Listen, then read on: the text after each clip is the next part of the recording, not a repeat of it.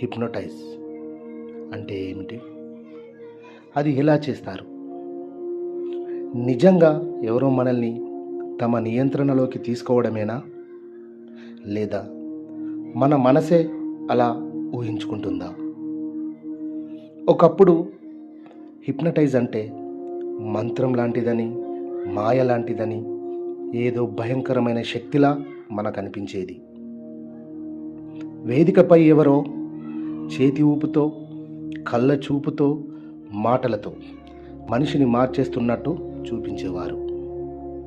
అది చూసి మనకు ఆశ్చర్యం, కొంచెం భయం, కొంచెం అనుమానం అన్నీ కలిగేవి. కానీ నిజానికి అప్పుడు కూడా ప్రధాన పాత్ర మన మనసుదే. ఇప్పుడు హిప్నటైజ్ అంటే స్టేజ్ మీద జరిగేదే కాదు, మన రోజువారీ జీవితంలోనే నిత్యం జరుగుతోంది. అది ఎలాగో తెలుసా? Phone screen, social media, reels, వీడియోలు, ప్రకటనలు అనే వాటి ద్వారా మనకు తెలియకుండానే మన దృష్టిని ఒకే చోట కట్టిపడేస్తున్నాయి. మనకు నచ్చిందని కాదు, మన మనసు అలవాటు పడిపోయిందని మనం చూస్తున్నాం. మనమే చూస్తున్నామా, లేదా మనల్ని చూసేలా తయారు చేస్తున్నారా అనే ప్రశ్న ఇప్పుడు చాలా ముఖ్యం.